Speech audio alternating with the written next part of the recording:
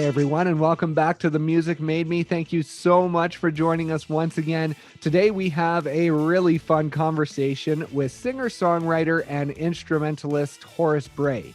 He is best known for being an excellent guitarist. You can check him out on Instagram. He has so many awesome videos. But as I found out during our conversation, he is so much more than that, and he has just released his new EP, Fame, Fortune, and Perfume.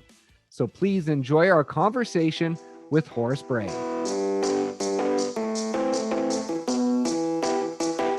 I don't know what age you were, but I read that one of your first earliest musical memories was your mom teaching you some piano. Yeah. What Yeah. age were you then?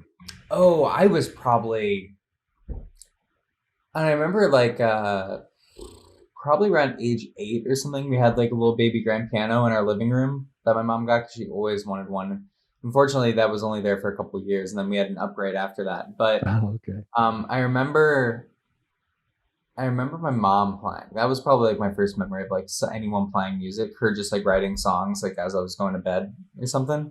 So before that, did you have music around the house? Like, was your mom a musical person with playing music and like in the car and stuff like that?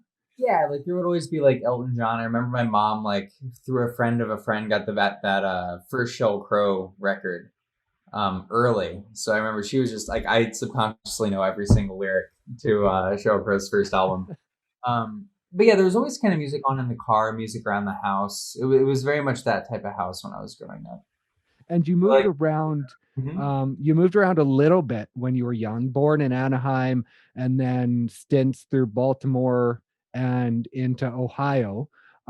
During those moves, was music a part of that and being sort of a constant within those moves, or did music really mean that much to you back then? It wasn't a big part of my life until Ohio, and that's kind of like the grand piano era where it's like I remember like trying to like make like play piano, make it feel like rain or like a thunderstorm or like make it sound really creepy, which my sisters hated.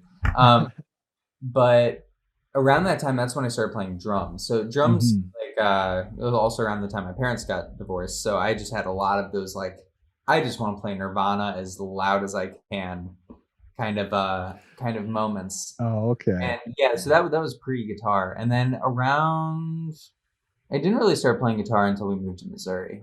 So like seventh grade ish. Oh, okay. And talk about your first drum set, that little plastic drum set that your mom got you. Man, I wish I still had that because I feel like it would be such a vibe. It was just like one of those ones where it has all those different presets. It's like the 80s like preset and then like the blues preset. I just remember like messing around on that and I had like a little like drum groove book that I used to always work through. Because if I dug that enough, then I'd be able to get a real adult drum set. Which like when that happened, it was like this it was called Coda. It was I still haven't heard anything about this brand. I feel like it was like one of those random ones that you find in like Kmart. And like the hi-hats would like flip inside out if you pressed them too hard. But yeah, dude, that first drum set was such a vibe. And do you remember the feeling of playing that back then? Was it a release for you, or did you just sort of like banging stuff and that feeling?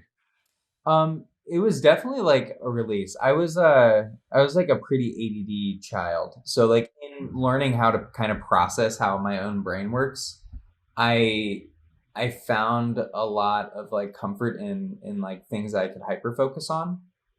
So whether that was like music or like reading or like maybe like a video game that I got from the Blockbuster or something. Um, so yeah, really from the beginning, I was pretty fascinated with it. I remember that in probably like fifth grade or something, I did like snare drum stuff in the band. Oh, okay. So I remember like shedding like some of those rudiments pretty early on.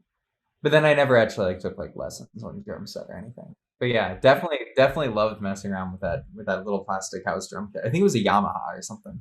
Oh, okay. And did music come pretty easily for you? Because going into middle school is when you started getting into the band stuff, right? And going Yeah. in for jazz band and that sort of thing on the drums? It I guess it did and it didn't, because when I first auditioned in the jazz band, it was on drums and I didn't make it. I flipped the instead of going ding ding da ding ding da ding, I went ding da ding ding da ding, and then didn't make the cut. I flipped it around. Which is funny because the dude that beat me out for it, Jairus Yokley, is like just this killing New York drummer now, and he's like playing with everybody. And so it's really cool to like I can say like, yeah, Jairus Yokley beat me out for a jazz band. Yeah, exactly. It makes you feel good now, right? Probably not back Yeah. then, but Yeah, but then shortly after that, yeah, because I was super bummed, and that's actually what pushed me to playing more guitar. yeah, But it like, was your mom, right? yeah, And she bet made you a bet. yeah, she bet me that I couldn't learn Stairway to Heaven because she just wanted me to just give him something to do, and I just like went in, and then I never really stopped because as soon as I did that, I ended up like learning like a bunch of other Led Zeppelin songs. Got into like Pink Floyd, got into Jeff Beck, and around that time I started getting lessons from this guitarist named Corey Christiansen, who was just this local jazz dude in town that I had no idea that he was like kind of a fancy jazz dude. Like a lot of people know about him. And then after that, it was like I was just playing for hours and hours every day. It became my coping mechanism of choice for all the high school angst. Yeah, so there was an emotional connection there. It was more than just I want to do something to just take my mind off stuff. There was an emotional connection at that point with the music. Yeah, it definitely served a bunch of different purposes. There was like part of that, just teenage boy energy of like you want to feel like you're in an episode of Dragon Ball Z and like become better and more powerful, and it's like I wanted to be good at a thing. Um and I was listening to like a lot of like Muse at the time, and it was just like there was all this like really like I wasn't really ever into sports, so I kind of got competitive and athletic with the music stuff. Right. Um, so it served that purpose, but it also, you know, just like through, that's just a period of time where there's a lot of stuff going on in your life and you don't necessarily have the tools to be able to process it in like a thorough or healthy way. So a lot of times, different people choose different things. And for me, guitar was the way I could get some of these feelings out that I couldn't necessarily put words to. And so if your mom would have never made that bet with you, if you would have never picked up the guitar, would middle and high school have looked very different for you then, do you think? Oh, I think totally. Yeah, because like by the end of high school, I was like, don't skip class, kids. But like, I was just like, I remember my math class, my math teacher would let me go and practice in the band room. There was like an outdoor education class that was like, Mr. Katie would let me um, just hang out in the band room and practice. I had an independent study, and then I was a student assistant for the band director. So pretty much half of my senior year, I was just in the back in the band room, like just transcribing solos and learning songs and practicing bebop, um and that was all like before I even started singing. I was just like super super guitar focused. Right. And aside from the lessons that you did with Corey, were you basically self-taught other than that 1 year that you spent with him? Yeah, pretty much until I got to college. Given like I was, I can't really say I was totally self-taught because I was around a bunch of musicians that constantly inspired me and would show me how to do stuff. Right. So I had a good group of friends where we were really collectively like just like let's like all learn this tune and just learn how to shred it. And then going to jam sessions around town and having like these dudes that have just been playing forever be like, no, that sounds terrible, or like, yeah, yeah, keep doing that. So it's like I did have guidance. It's not like I was just in a bubble. And then, but then once I got to college, then I started having like weekly lessons with like Noel Johnston, some other guitar players that were teaching through UNT. And how did it go towards jazz? Was that because of school? Because you talk about like the Nirvana and Muse and the rock music that you were listening to, but then it kind of angled towards jazz. So how did that happen? I think part of it, was me reaching out to Corey Christiansen, who just happened to be a jazz guitar player. I didn't necessarily hit him Okay. up because he was a jazz player. He was just the best guitar player I knew. And like he really got me into like guitarists like Grant Green and stuff. who really bridged that gap between like kind of bluesier rhythm and blues playing towards like actual like playing standards and being like significantly more jazzy. Yeah, And because that was one of the first albums that kind of caught your attention, right? As far as jazz goes. yeah, definitely Grandstand by Green Screener. I can still sing like most of those solos. Um, and yeah, and then I think part of it was also like now I finally like it's from moving around so much. Growing up, I really lacked like a consistent friend group, and being a part of the jazz program at Webster Groves High School um, was the first time I felt like I like fit in with a group of people. And I think that's really like me finding that sense of camaraderie and that sense of like, oh, like I'm actually like not bad at this. Really pushed me to like do it more and more. And then by the time like we got our first like gig at the with like our little school group at the DoubleTree Inn in Illinois, it was like I was like, oh yeah, no, this is sick. This is super fun. And like us having to like leave school early to like go do this jazz competition or something. It got to be really exciting, and I liked how intellectual and athletic jazz could be. Even though nowadays I'm a big fan of like not overly intellectualizing music, but that was the thing that was really exciting for me back then, like learning a Pat Metheny solo and like using the things on the gig the next day and stuff like that. And so coming out of high school, you knew that music was where you wanted to take your life. It was the only thing I could think of doing. Like I like always like had a fascination with architecture and design and stuff like that. So I feel like if I wasn't doing music, I would probably be some kind of designer. Just because it's another like way of like telling a story.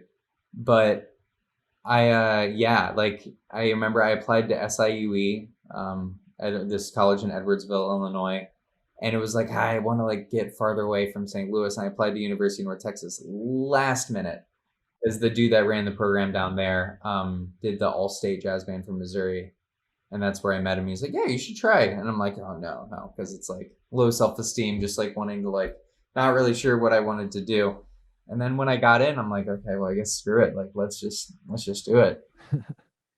And how daunting was it going into that program from high school? Was it a big jump in just the quality of playing and what you were expecting it to be and what you were expecting from yourself? Oh yeah, totally. Because like all of a sudden, I was a small fish. Like I couldn't really read music that well, and like there were all these other people that were also like top of their all-state like jazz band and like did all these crazy like Berkeley programs growing up and yeah, all of a sudden, like, because I remember when I first got to UNT, when I got placed, I was like placed in like the fifth chair of like the guitar runoff band, like the five guitars. Just picture five guitars playing songs together. Right. Like it's just so the kids have something to do. And I was just like this is unacceptable. Like I am not gonna be like 54th out of 55 guitar players, and I just manically practiced for a good like 6 months, and then the next time I was in like the fourth slot. So I definitely it kicked my ass in a good way and really lit a fire under me. And you worked your way up to what is it, like the 2 o'clock band, right? Is that like the second slot? Yeah, that's the second slot. It's usually grad students, but yeah, yeah. And how old were you then? I made the 2 o'clock band my sophomore year, so I was like 19, 20. Oh, okay. And And was then that a pretty big thing? yeah, it was like probably the first time I genuinely felt proud of myself for anything.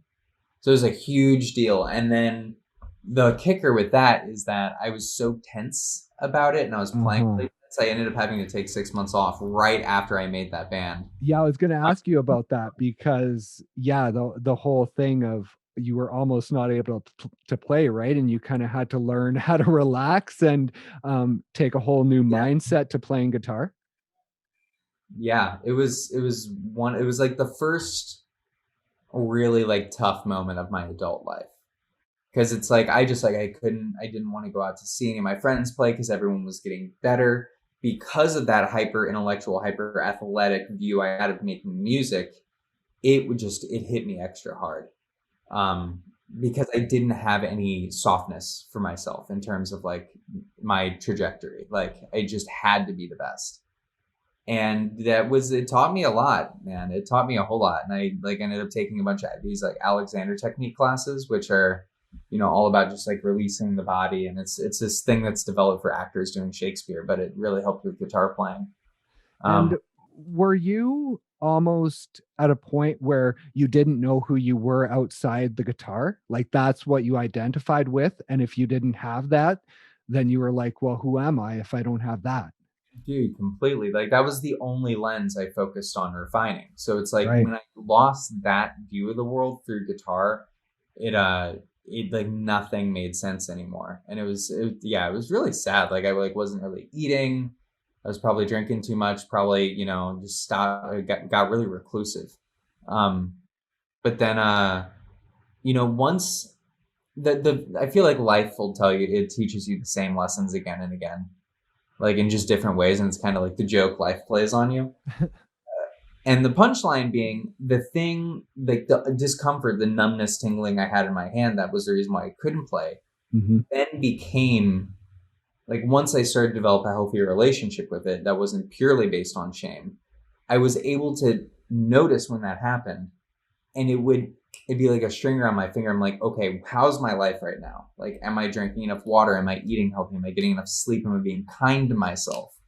And usually when guitar felt hard to play, it was when I wasn't like making sure my needs were met. So it became like Right. this healthy relationship from the most tragic, like worst possible situation I could think of. And so coming out of that, were you stronger on a personal level as well? Like, did you at that point realize how much you were identifying with the guitar and realizing that you had to move away from that? Or did you still identify as, this is who I am, this is what I need to do, I need to get better? It was definitely a lighter thing because when I started playing again, it's like I wasn't the same. I wasn't playing the exact same way.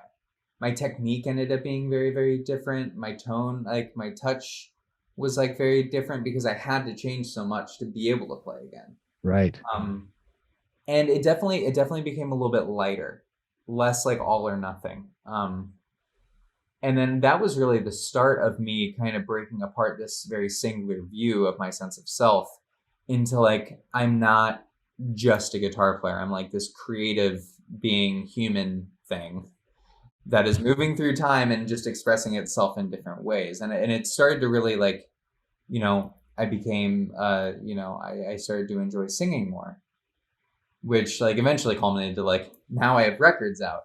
But I never ever probably would have started singing if I didn't have to like take that time off to really like work and like understand my creative self and like how that like kind of functions. And when did you start singing? I would like write songs every once in a while. Like I think I wrote like one or two in high school, just when I was moody. And then like I did like one gig of like a couple songs I wrote, I think like my junior year of college. And then I stopped singing for a while after that. I just went fully in back to guitar, super jazz realm. And then when I moved to New York after college, I moved there to like do the jazz thing. And then I I like started going to all these shows of these like singer songwriters that would just be like going on before the gig I went to go see. Right. And there were these people. I remember seeing Julia Easterlin play this show, and she sang this song. I still remember it's a song called "Try," and it just wrecked me because I, coming from all of that, there was this one lyric that was literally, I steal this, but it was it's like it was this lyric about life teaching you the same lesson again and again. And it just like I had to like go to the bathroom. I was just like sobbing. And I was just like, I've never been to a jazz show and like felt something hit me to my core like that. I'm like, that's the kind of art I want to be making. If I can get anywhere close to what that song made me feel like it's super worth it to pursue. Right. And then so in 2019, were you living in New York at that point or had you moved to LA? In 2019, I guess when you released your EPs, you had the two EPs in 2019. Were Yeah, you in New York when you released those, or in LA? those were so I moved to LA in November of 2019. So I was still Okay. in New York at that time. And what was that like releasing those two albums? Because you had the album back in 2016 that was just jazz guitar.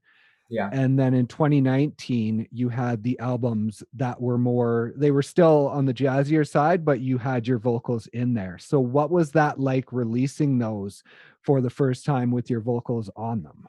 It was very scary. Especially because it's like when How It Ends came out, there were like some songs that got some plays. Like How It Ends, I think it's like coming up on 1 million plays now or something. And I was like, oh, this could be a thing. And I was working with this producer at the time, and everything like went super smoothly. It was great. And then by the time I did the second EP, like the producer I was working with had moved to LA. Just because of a bunch of logistical reasons, it didn't end up working out that we were going to do the next EP together. So I switched people, and it was like way more of a very personal record, Rosa. And, and that one didn't, it didn't hit as hard, like, the beat wise or anything. Like it was very much just a more Sufjan Stevens-y acoustic thing. And that one, like, that was a record I really just made for me, which was Oh, nice. okay. Um, the first one, it was like kind of just, oh, I want to try this new thing. And then the next one was, okay, this is for me. And then, Fame, Fortune, and Perfume is it's not just for me at this point. It's like very much expanded out to like the shared experience that a lot of people have.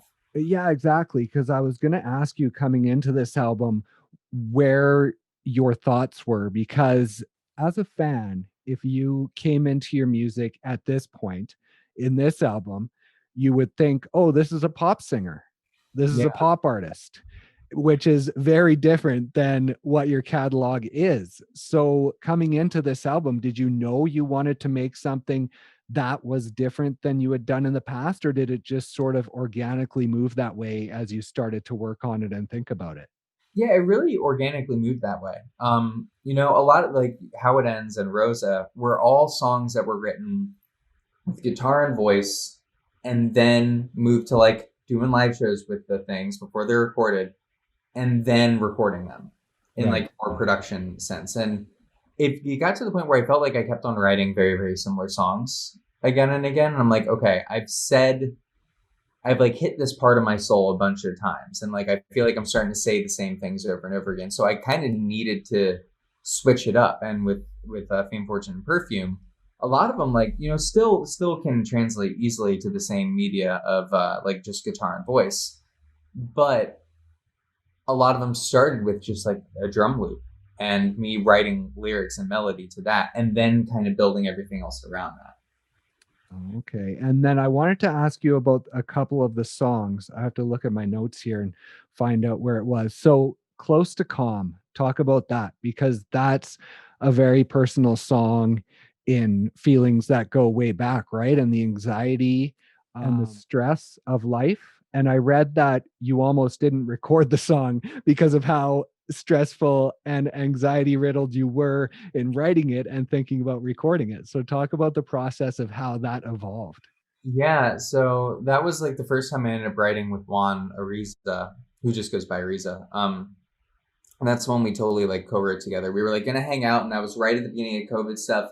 He's like, we're both like kind of get health anxiety stuff, so we were both just like, oh my god, this is gonna be crazy. I hope this isn't for too long. Um, and we were just talking about how like sometimes like anxiety just feels like a drug in itself, where it's like there are those days where it feels like someone like gave you something, then it's just you're like tripping out. Um, because it's like physical anxiety is such a very interesting sensation, where Mhm. it's like this disconnect between like you wanting to trust yourself but also not necessarily trusting the sensations that your body is giving you. And it's like it's just a crazy topic. um and we both just related super hard on that. And then we ended up just writing the song, and like it was like in 2 or 3 hours got most of the things recorded. And then I think I might have like recorded some stuff on my own and sent it to him, but then that was pretty much the beginning of the song. I'm like, okay, this worked really well. I have all these other songs that I've been kind of like producing myself, and talked to Juan, and we kind of worked out like, okay, I'm gonna get most of the production done, then send it to him, and he'll kind of polish them up. Oh, okay. So was that the start of the EP then? Close to Calm? Was that the first one you worked on? Yeah, I really didn't have any plans to like record or put out any more music for a while, and then that kind of opened the floodgates. Okay. And then there's also Get It Right that I wanted to ask you about because I read somewhere online, and I don't know if this is true because everything online isn't true. We know that, but it mentioned that the story from that song is about you and a girl and you being the other guy in the relationship. Is that true? Yeah, it's totally true. She actually texted me like a couple of weeks ago, like trying to apologize for a little thing, and I just was like, it was not having it. Yeah, it was basically like I was seeing someone like we had both gone through a breakup fairly recently, so we're like, okay, we don't want this to like be too fast, too soon, or like get too serious. So it was like light, but we were still seeing each other regularly, and like it was going on for probably a month and a half, and then she just disappears. Like I go to New York for a gig, and she just like MIA. And then like I got some message where she was just like, if this guy messages you, just like don't answer, just block him. I'm like, okay, I am immediately suspicious. Um, and she's like, oh, it's my ex. Like he's just like going through a tough time. And I was like, okay, like that happens. Like not everyone is just always as strong as they need to be. Right. And then I was looking on his thing, and he posted a picture, and it was like from her apartment complex. I was just like, okay, like, so what's up with this? Like, I went to like check his page before, like, just to see what was up, and like, it looked like he was at your place. She's like, oh, he just showed up. But I sent him away. Like, he didn't even come in, and that changed into, oh, he just crashed on my couch for the night. To like, oh, he just ended up staying at my place for a couple days, but like, we weren't sleeping in the same bed. And I'm like, I don't even care at this point. Yeah, Like, exactly. this is just so sus. This is so not what I'm looking for. And it turns out they never broke up. That ended up being the thing I found out from the grapevine. Right. And is it true that she stole your taco cash stash? It's not. I'm not for sure, but I will say she was the only one that knew where like my little cash stash from that I brought from all my like New York gigs was. And it wasn't. It was only like $200 or something, but like still, I mean, $200 is $200. Um, Yeah, and I never found it. I searched everywhere. I did a deep clean of my whole room, and there's really only one place that it could have been, and it was not there. And she was the only person that knew where it was. So So having these personal songs on the record, how does that feel in putting them out to the world and them being so personal and really so raw to you? Is that a scary thing? I mean, it's always a scary thing, but like those tend to be the only songs that like I can write. Like Let Go is still like a fairly personal song, but that's like probably the most superficial song in my mind that I've like written. It's like a song about like, oh, you're at a party, and it's just like kind of let go of your inhibitions and like trust fall into life, which is still like kind of heavy, but like it's always like I feel like after like the really personal songs on Brosa, it really, I'm like, okay, if I can put those songs out, then I can put out anything. And like people may not even notice how like, they may not even know that those are like that personal. But yeah, so it's like it's less scary now, but it's kind of like I assume, I don't have any children, but I assume it's probably like what my mom felt like when I left for college for the first time. It's like, okay, I helped create this situation, this whole thing, and then you just let it go. And then now it's kind of up for other people's interpretation, because you can really only affect 50% of how a song is interpreted. You can Right. put everything into it. You can make it about a very specific thing, and someone may interpret it in a totally different way. And what is that like for you as an artist, having that mindset?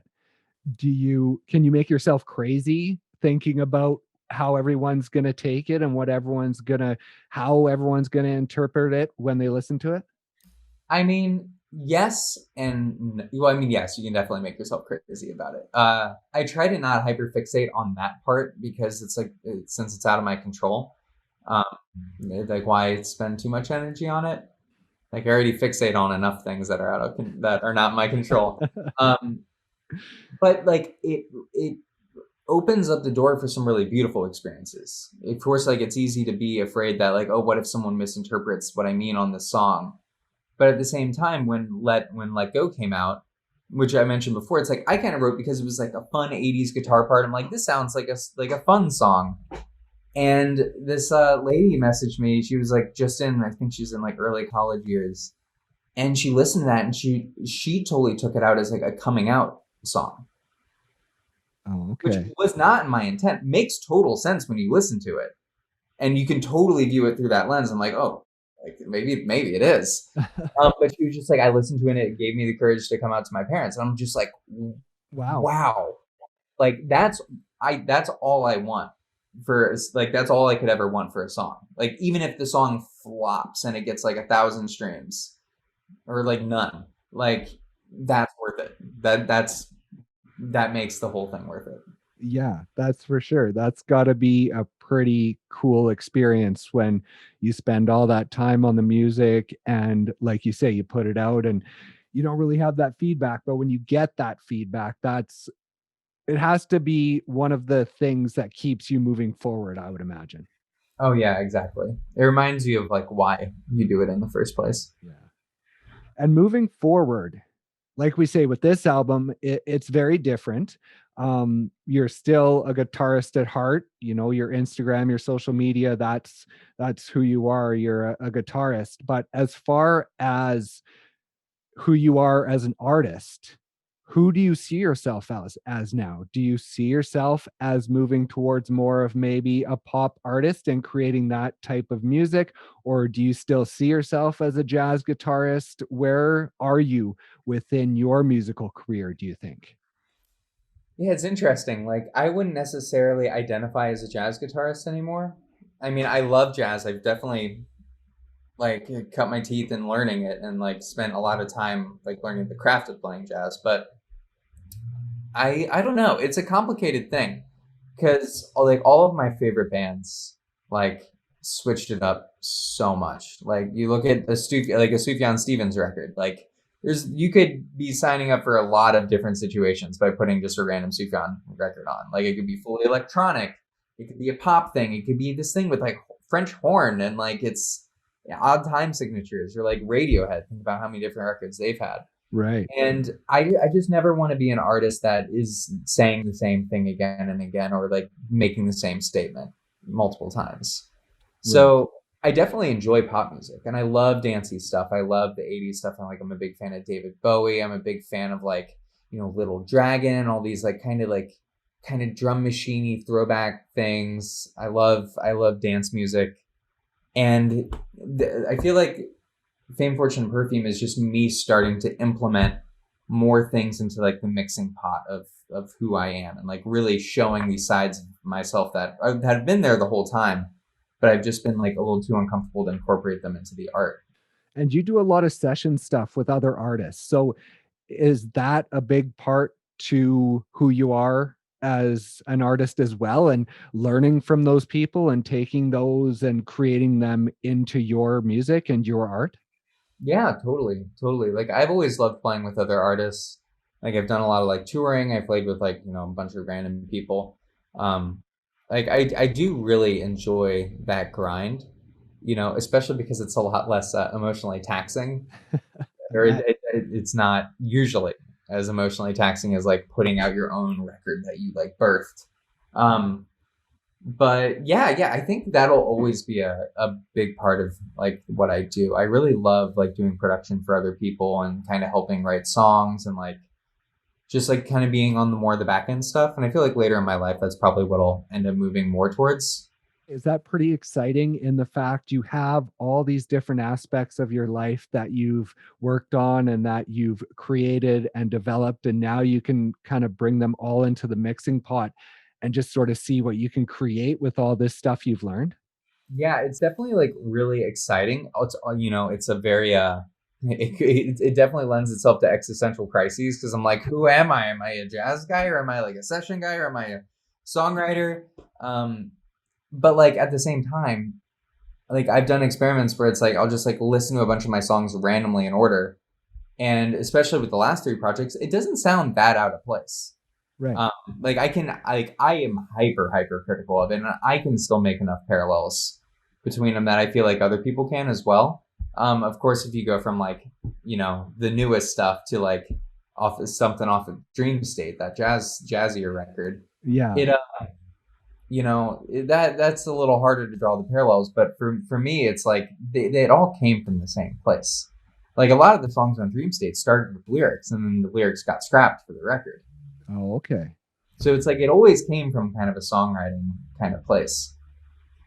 And is there ever a pressure to be a certain thing, especially in LA in the music industry? Yeah, I mean, like there's so many people that build their lives around kind of chasing what's popular. Um, I just don't have time for that. I don't have the patience. I don't have like I don't know. I just feel like that's such a depressing game to play. Is it difficult not to play it sometimes though, when you think about, well, I guess for you, you've been able to make a career with the guitar, and so you're not necessarily chasing the fame of it all, but is it sometimes difficult to not veer yourself in one direction because you're like, oh, if I go this way, maybe I can get this amount of fans or get this attention or that? It's definitely tricky to not fall victim to like that kind of mindset. But at the same time, the thing I will give to like the average listener nowadays is that the thing that they value the most is authenticity. They Right. see through so quick. Like and that's the reason why it's like these big artists will like put out this like record and it flops. Or like just because it's like it's not genuine. And if that like if that like kind of X factor, that like oomph isn't there, it's like why would it be? Why I wouldn't expect anyone to listen to it. So that I feel like my role as someone that creates like just art is to like try to find that most genuine place in myself to express, because that's what I feel like people deserve. Like if I'm gonna ask for anyone's time, like if I'm gonna say like spend 2 minutes of your life listening to my music, I would want it to be like this representation of like authenticity first and foremost. Awesome. Well, thank you so much for joining us. Congratulations on the album. Again, it's Fame, Fortune, and Perfume, available anywhere you stream your music. And we hope people will go listen to it. And we'll look forward to talking to you again soon. Yeah, thanks, Brendan. Yeah, for sure. Appreciate it. Thank you so much. All right, man. Take Okay. care. Yeah, you too. Thank you guys so much once again for joining us. And thank you to Horace for joining and sharing his story. Be sure to go check out his album, Fame, Fortune, and Perfume, wherever you download or stream your music. Please also be sure to share, like, follow, or subscribe to us on whatever streaming service you are listening on, and head over to social media and give us a follow there as well. We're on Instagram, Twitter, Facebook, TikTok. Just search The Music Made Me and we should pop up. Thanks so much once again for joining us, and we'll see you next time on The Music Made Me.